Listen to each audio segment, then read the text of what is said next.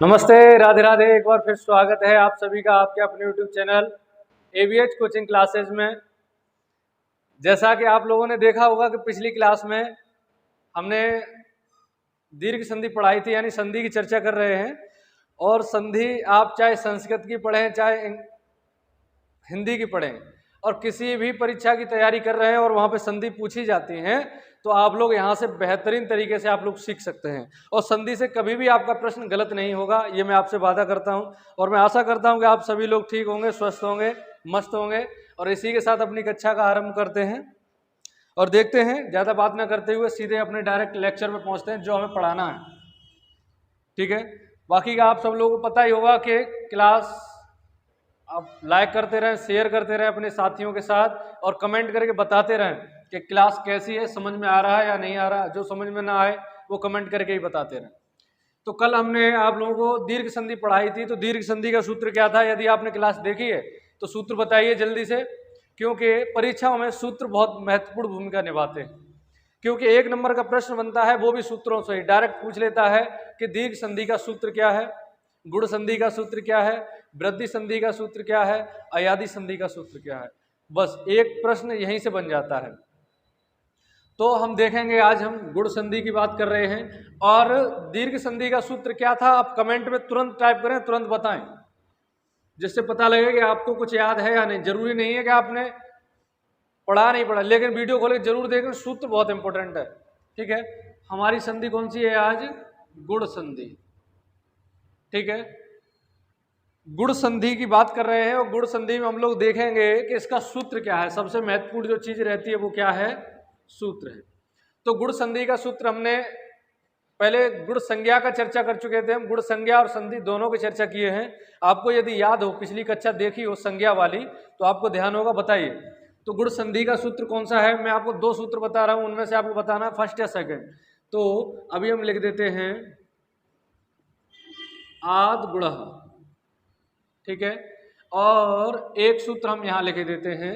अब इन दोनों में से बताना है आपको अदेंग गुण।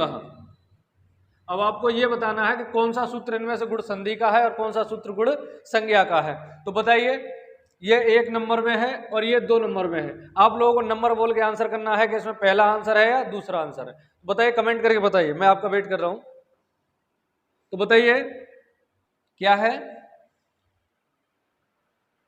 बिल्कुल बिल्कुल सही है। यानी पहला जो सूत्र है वो आपका किसका है? गुण संधि का है। और दूसरा किसका है? गुण संज्ञा का। बिल्कुल। चलिए, आप लोगों ने मतलब वीडियो देखा है इसलिए आप लोग आंसर दे रहे हैं, और जिन्होंने नहीं देखा वो पिछली वीडियो संज्ञा वाली देख सकते हैं। तो यहां देखेंगे, ये हमारा किसका है? गुण संधि का है, और ये किसका है? गुण संज्ञा का है। बहुत से मित्र क्या करेंगे, परीक्षा में यही पूछ लिया जाता है, और पूछा भी गया है ऐसा प्रश्न। प्रश्न पूछा गया था कि निम्न में से गुण संज्ञक सूत्र कौन सा है, या पूछ ले कि निम्न में से गुण संधि करने वाला सूत्र कौन सा है। और गुण संधि करने वाला जब सूत्र पूछता है तो पहले नंबर पे ऑप्शन पे अदेंग गुणा रहता है। और भाई साहब, हमारे मित्र सहयोगी जो साथी जो हैं, ओवर कॉन्फिडेंस में जाते हैं और नीचे का ऑप्शन ना देखे डायरेक्ट अदेंग गुणा ठोक के चले आते हैं, तो गारंटी ले लेते हैं कि एक नंबर पक्का हो गया। ठीक है, एक नंबर पक्का नहीं होगा मूर्खो, एक नंबर कट गया। इसलिए ध्यान रखो, अदेंग गुणा और आद गुणा, थोड़ा सा ध्यान रखने वाली बात है कि आद गुणा यदि आ जाए तो गुण संधि का, अदेंग गुणा आ जाए तो गुण संज्ञा का। ये मैं पढ़ा चुका हूं संज्ञाओं में, इसलिए ध्यान रखना, एक नंबर से सिलेक्शन रुक जाएगा। चलिए आगे देखते हैं। गुण संज्ञक वर्ण में बताया था कि गुण संज्ञक वर्ण कौन कौन से होते हैं और गुण संज्ञक वर्णों की संख्या कितनी होती है। तो आपको पता होगा कि गुण संज्ञक वर्णों की संख्या हमने बताई थी 3, और जो कौन से थे? ई, उ, यानी आई ए, आ और ई मिलकर क्या बनते थे? ए। ठीक है, और ओ, अर,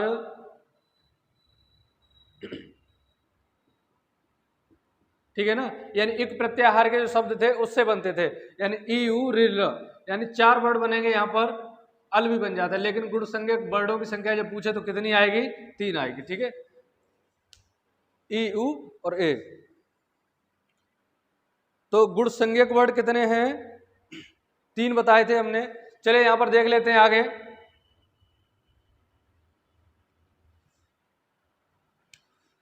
अब गुण संधि की परिभाषा देखिए, आप लोग लिखना चाहें तो लिख सकते हैं गुण संधि किसे कहते हैं, और गुण संधि बनाने वाला यानी परिभाषा जो भी नोट करना चाहे वो कर सकते हैं। यानी आ या आ के बाद, यानी ह्रस्व आ जाए चाहे दीर्घ आ जाए, आ या आ के बाद क्या आ जाए, एक प्रत्याहार का वर्ड आ जाए। क्या आ जाए, एक प्रत्याहार का वर्ड। एक प्रत्याहार में कौन से वर्ड आते हैं, इधर देखेंगे आप लोग जिन्होंने प्रत्याहार देखे थे, जब बनवाना हमने बताए थे, तो एक प्रत्याहार में कौन से वर्ड आते हैं, ई, उ, री और ल, यानी 4 वर्ड आते हैं। ठीक है, एक प्रत्याहार में कितने वर्ड, 4 वर्ड। तो अभी मैं लिखा भी दूंगा, पहले मौखिक सुन लीजिए। यानी आ या आ, यानी ह्रस्व आ और दीर्घ आ, ह्रस्व आ या दीर्घ आ के बाद एक प्रत्याहार के वर्ड, यानी ई उ री ल में से कोई आ जाए तो आ या आ के बाद जब ई आए तो ए बन जाता है, उ आए तो ओ बन जाता है, री आए तो अर और र आए तो अल बन जाता है। तो इसे हम देखेंगे एक टेबल के माध्यम से, डेफिनेशन में लिख लेते हैं कि आ या आ के बाद ह्रस्व आ या दीर्घ आ के बाद, अपनी भाषा में लिख सकते हैं आ या आ के बाद, आ या आ के बाद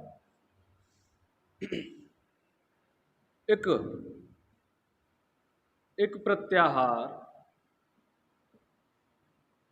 एक प्रत्याहार में कौन से वर्ड आएंगे, ई उ री और ल।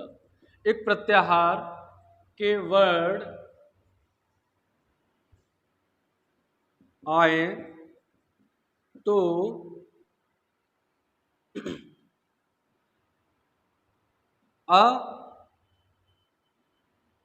आ या आ के बाद में ई आ जाए तो क्या बनेगा आपका, ए बनेगा।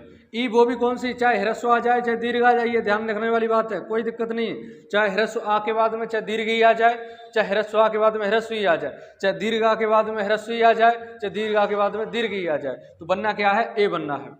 तो क्या लिखा, आया आ के बाद एक प्रत्याहार ए के वर्ड आए तो आया आ के बाद ए, और ह्रस्व आ या आ के बाद में क्या आ जाए, ह्रस्व उ या दीर्घ उ आ जाए तो क्या बनेगा, ओ।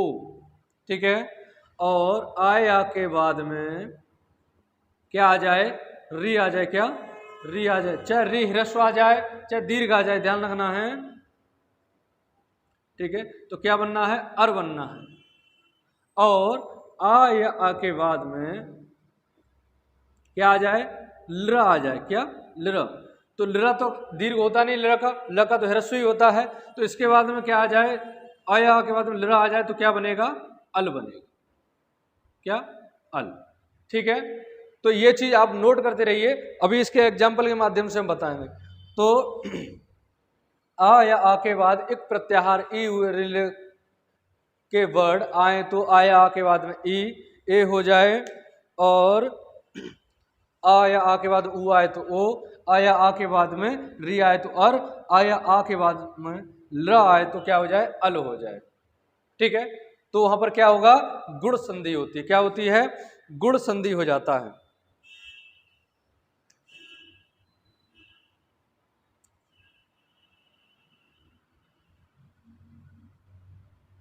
हो जाता है। ऐसे लिखो, देखो बन गया, आ या आ के बाद एक प्रत्याहार के वर्ड आए तो आ या आ के बाद ए प्लस ई आए तो ए हो जाता है। यानी इन सब को मैंने एक ही साथ बता दिया है कि ये आए तो ये हो जाता है, और री आए तो अर हो जाता है, और ल आए तो अल हो जाता है।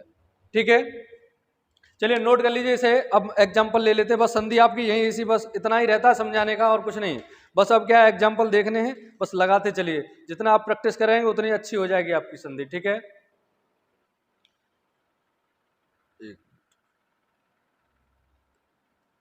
चलिए अब हम एग्जाम्पल कुछ देख लेते हैं। नोट कर लिया आपने, स्क्रीनशॉट भी लेते रहना। ठीक है, चलिए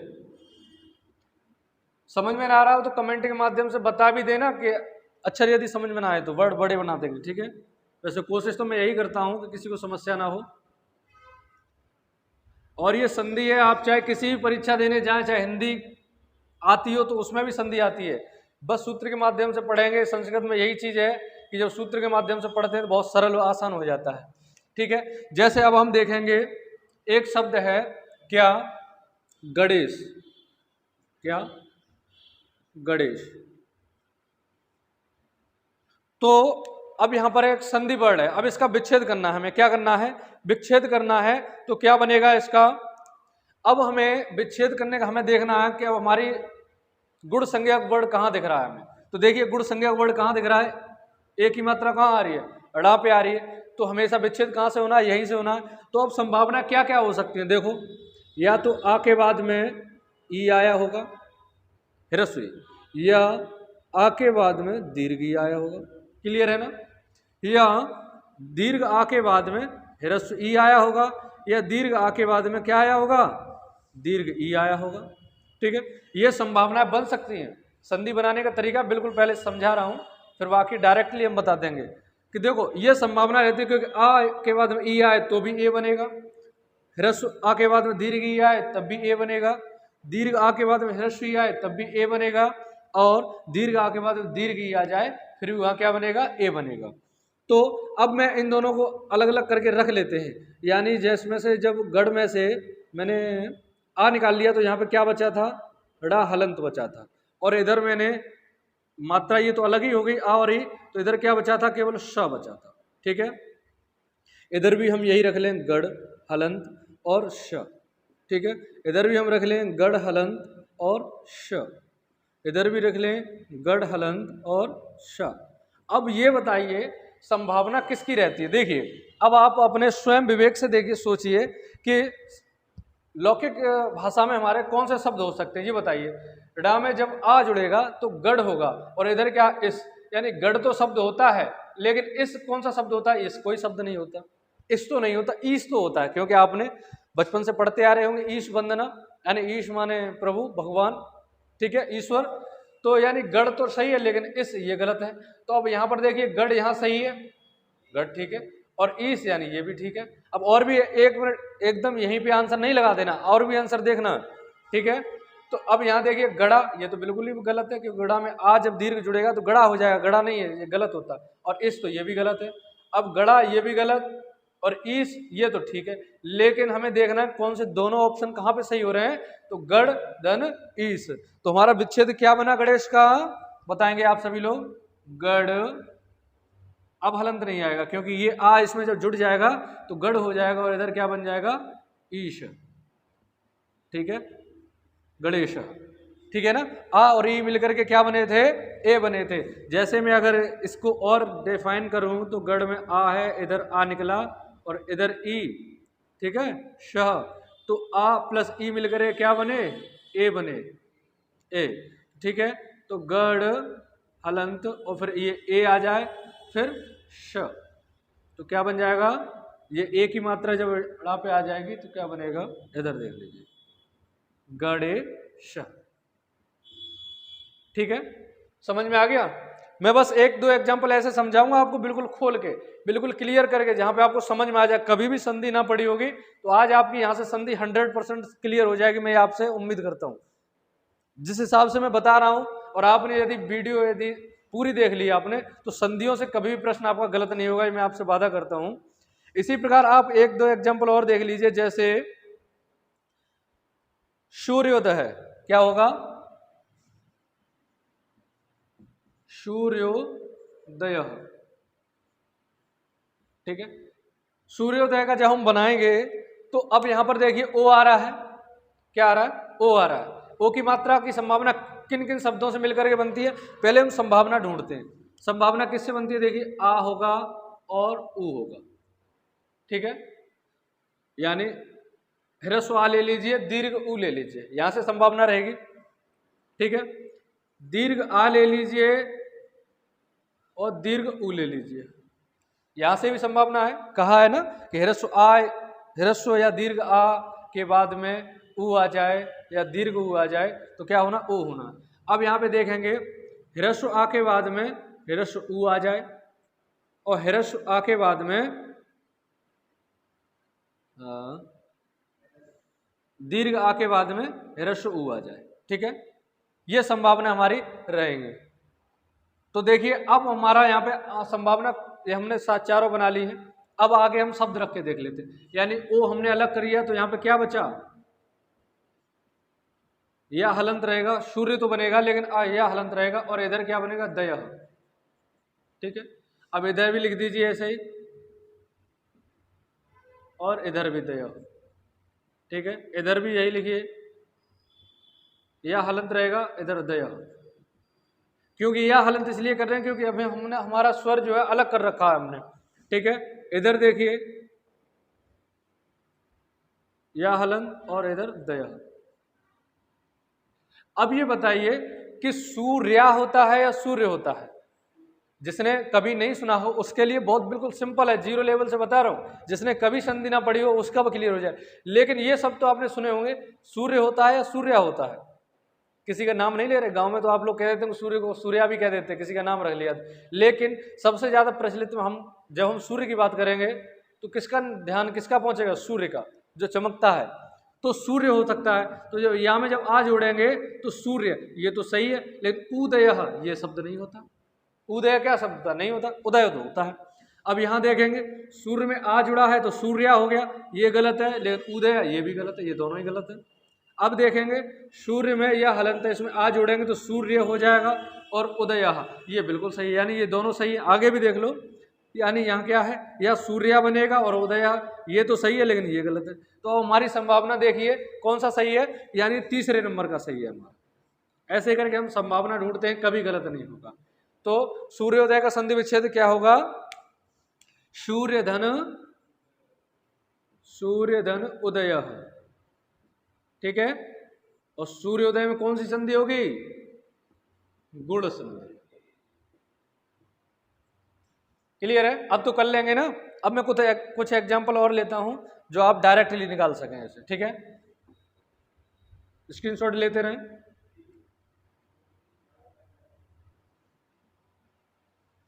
चलिए, जैसे और एग्जांपल हम देख लेते हैं।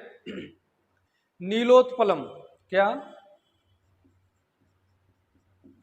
नीलोत्पलम। अब देखिए गुण संज्ञा कहां पे बन रही है आपकी, देखिए ई उ ओ, यानी ओ मतलब ए आ जाए, ओ आ जाए, अल जहां दिख रही हो वहीं से संज्ञा हमारी बनती है, संधि। तो देखिए ओ कहां पे आ रहा है? ओ पे आ रहा है, तो यहां पर इसे हम करें नील धन उत्पलम, ठीक है ना। यानी हमारा दोनों शब्द सार्थक होने चाहिए, नील धन उत्पलम ये हो सकता है, और आपको मिल जाए नीला धन उत्पलम। अब अपने विवेक से सोचिए क्या हो सकता है, यानी अब देखिए नील धन उत्पलम। अगला देखिए अब नीला धन उत्पलम। अब संभावना ढूंढिए इसमें से कौन सा हो सकता है। यानी नीला धन उत्पलम, नीला तो सही है कहीं तक, लेकिन उत्पलम ये कोई शब्द नहीं होता। नील भी शब्द होता है लेकिन उत्पलम कोई शब्द नहीं होता, इसलिए गलत है हमारा। अब नीला भी शब्द है लेकिन उत्पलम, ठीक है। तो आ धन उ, यानी ये भी संभावना हमारी रहेगी और ये भी संभावना रहेगी नीला, लेकिन हमारी सबसे ज्यादा 100% संभावना किसकी रहेगी? नील धन उत्पलम। आ और उ मिलकर के क्या बनते हैं? ओ बनते हैं, ठीक है। तो संभावना हमारी किसकी है? नील धन उत्पलम की, ठीक है। क्योंकि यहां पर नीला हमारा कलर का नाम दे दिया है, लेकिन संभावना सर्वाधिक किसकी है? नीलोत्पलम, हाँ जी, नील धन उत्पलम, ठीक है। संभावना यहां भी रहेगी, ध्यान रखना। अगर ये ऑप्शन में, पहली बात तो ऐसा ऑप्शन कभी मिलेगा नहीं कि दोनों होगा तो इन दोनों में से कोई एक होगा, लेकिन संभावना 100% इसकी रहती है, ठीक है। इसे नोट कर लीजिए। अगला देखिए एक एग्जांपल और ले लीजिए दूसरी मात्रा से, ग्रीष्म ऋतु, क्या? ग्रीष्म ऋतु।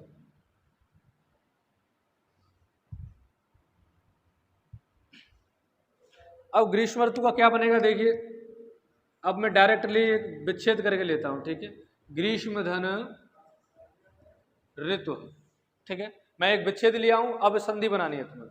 क्या बनेगा? ग्रीष्म धन ऋतु। यहां पर देखेंगे कि ग्रीष्म के मां हलंत जब करेंगे तो क्या निकलेगा? आ निकलेगा, और इधर क्या है हमारा? री है, क्या है? री। तो तो यानी आ और री मिलकर के क्या आदेश होते हैं, आपने पीछे देखा होगा, मैं बताया था अर आदेश होते हैं। क्या होते हैं? अर आदेश होता है आ और री को मिलकर के। तो देखेंगे हमारा इधर क्या बचा, ग्रीष्म। जब माँ आ में मिल जाएगा तो माँ पूरा हो जाएगा, लेकिन रा अब किस में जाए, रा के बाद तो पीछे तू है, केवल क्या है, तू है। अब ये जो रा है इसको मिलने के लिए कोई स्वर चाहिए, क्या चाहिए, स्वर चाहिए। और अगर कोई स्वर नहीं है तो ये क्या करता है, ये अपने आगे वाले के सर पे बैठ जाता है। क्या, आगे वाले के सर पे बैठ जाता, कहता है या तो हमें स्वर दो, नहीं तो हम तुम्हारे ऊपर चले गए, बैठ के चलेंगे। कहते हैं ना, बच्चा छोटा होता है तो कहता, जिद कर देता है कि या तो हमें गाड़ी दिलवाओ, हम तो गाड़ी पे जाएंगे, नहीं तो हम तुम्हारे कंधे पे बैठ के जाएंगे। माँ बाप से जिद करता है। वैसे ही समझ लो, ये रा जो है छोटा बच्चा है, और जब आगे इसको स्वर नहीं मिला तो ये क्या करेगा, ये रा ऊपर चला जाएगा। कैसे, क्या बन जाएगा, ग्रीष्मर्तु, ग्रीष्मर्तु। ठीक है, हो गया। इसी प्रकार और देख लीजिए, ग्रीष्मर्तु, महर्षि मिल जाए, देवर्षि मिल जाए। यहीं पर देखिए, यहाँ पर ग्रीष्मर्तु है, आगे एक अपवाद में मिलेगा आपको, कुछ अपवाद मिलेंगे, अपवाद पढ़ाएंगे तब उनकी चर्चा कर देंगे, क्योंकि अभी बता दिया तो कंफ्यूज हो जाओगे तुम। ठीक है, अगला एक एग्जांपल देख लेते हैं हम, वर्षर्तु। क्या, वर्षर्तु, क्या होगा, वर्षर्तु। अब इसका विच्छेद बनाइए, क्या होगा। अब आप लोग समझ रहे होंगे, यहां देखिए 2 बार आ रहा है, तो अब समझने की बात है कि अर की आवाज कहां आ रही है, वर्षर्तु, वर्षर्तु, यानी यहां आ रही है आवाज। तो क्या होगा, इन दोनों में से शाब्दिक अर्थ निकालिए दोनों के, वर्षा धन ऋतु, क्या बनेगा, वर्षा धन ऋतु। ये दोनों एक कैसे है, शाब्दिक है, सार्थक है, इसलिए दोनों को। वैसे वर्ष धन ऋतु कर दें ऐसा नहीं होता, वर्षा धन ऋतु, इसका संधि विच्छेद वर्षा धन ऋतु। ठीक है, अगला और देख लीजिए एग्जाम्पल कुछ, यानी एक लृ से संबंधित भी देख लीजिए। तब धन लृकार, क्या होगा, तब धन लृकार। ठीक है, ये गिने चुने कुछ लृ से संबंधित उदाहरण होते हैं जो आते हैं। तो यानी तब के वा में देखिए क्या है, वा हलंत है, इसमें क्या निकलेगा, आ, इधर क्या है लृ, तो इधर क्या है कार। ठीक है, आ और लृ मिलकर के क्या आदेश होता है, यहाँ पर अल आदेश होता है और कार। ठीक है, अब वा जाकर के आ में जुड़ जाएगा, क्या हो जाएगा, तब हो जाएगा पूरा। अब जो ला है आगे कोई स्वर नहीं है तो क्या होगा, ये इसी में जुड़ जाएगा, क्या होगा, तबलकार। ठीक है, ऐसे देखना। अब यहाँ तब के स्थान में मम आ जाए, ममलकार है बन जाएगा, मम धन लकार है, ममलकार है। तो यहाँ पर कौन सी संधि होगी, गुड़ संधि होगी, यानी तबल, यानी अल का साउंड इसमें आ रहा हो तो वहां पर कौन सी संधि, गुड़ संधि। ये बहुत ही इंपॉर्टेंट प्रश्न है, यहाँ से बनते रहते हैं, इसलिए देख लीजिए। और कुछ मैं दे रहा हूं आपको, संधि वर्ड दे रहा हूं जिनका आपको विच्छेद करके देना है आपको। ठीक है, जैसे कुछ एग्जाम्पल हम आपको दिए देते हैं, मैं आपको विच्छेद करके दे रहा हूं, आपको संधि बनानी है। ठीक है, सप्त धन ऋषि। ठीक है, बिल्कुल सिंपल है आप लोगों को बनाने। और एग्जाम्पल देख लीजिए, न धन इयम, क्या, न धन इयम। ठीक है, अगला देख लीजिए, ये एग्जाम्पल आपको कमेंट के माध्यम से बताने हैं हमें। और वसंत धन ऋतु, ठीक है, ये बताना है। और देख लीजिए, महाधन इंद्र, क्या, महाधन इंद्र। इनके आंसर आपको कमेंट बॉक्स में बताने हैं, ऐसा नहीं है। यदि आप पढ़ रहे हैं अपने साथ ईमानदारी से रखें, क्योंकि हमेशा दूसरों को कहते हैं कि ईमानदार बने, लेकिन आप क्या है कि अपने भविष्य के प्रति ईमानदार नहीं रहते। क्या करते हैं, भविष्य के प्रति ईमानदार नहीं रहते और सबके ईमानदारी दिखा। जिससे हमारा जीवन सुधरना है, जिससे भविष्य बनना है हमारा, उसके लिए ईमानदार नहीं है। दुनिया के लिए ईमानदार बने फिरते हैं, उससे कोई मतलब नहीं है। अपने लिए हमेशा ईमानदार बने और अपने काम में हमेशा ईमानदारी रखें। यानी आप अपने भविष्य के साथ खिलवाड़ करेंगे यदि आप सही से जवाब नहीं देते हैं, या आता है तो ठीक है, नहीं आता कोशिश करिए प्रैक्टिस करिए, क्योंकि ज्ञान कैसा है, ज्ञान वर्धते यानी ज्ञान जब भी बढ़ता है जब आप उसे बांटेंगे या उसे अभ्यास में लाएंगे। ठीक है, अगला हम देखेंगे सूर्योष्मा। अब मैं संधि वर्ड दे रहा हूं, उसका विच्छेद आपको करना है। यहां देख लीजिए, सूर्योष्मा। ठीक है, और भी एग्जांपल्स देख लीजिए। हाँ, गंगेशः, गंगेशः का बनाना है। आगे कमलेश का बनाना है, कमलेशः। ठीक है, कमलेश किसका पर्यायवाची है, ये भी बताना। कमल किसका पर्यायवाची है, कमल धन ईश है, बता भी देते हैं। यानी कमल पे कौन से भगवान विराजमान रहते हैं, बस उन्हीं का पर्यायवाची है। ध्यान से देना है कि कौन है, विष्णु है कि ब्रह्मा, ये ध्यान रखना। ठीक है, चलिए, राधे राधे, जय श्री कृष्ण। आज की कक्षा कैसी लगी कमेंट के माध्यम से अवश्य बताएं। और जो है आज भी कुछ आपको क्लास में कुछ परिवर्तन भी दिख रहा होगा, अब परिवर्तन आपको कक्षा में क्या दिख रहा है वो भी कमेंट के माध्यम से बताएं। परिवर्तन कैसा है, परिवर्तन हुआ है वो अच्छा हुआ है या नहीं हुआ है। ठीक है, और हाँ, वेरी गुड, जो लोग आंसर दे रहे हैं बहुत बहुत धन्यवाद, बहुत अच्छा आंसर दे रहे हैं, सही है। चलिए, राधे राधे। अपनी कक्षा को यहीं विराम देते हैं और अगली कक्षा में एक संधि एक वीडियो हम खत्म करेंगे, क्योंकि छोटी वीडियो और अधिक ज्ञान।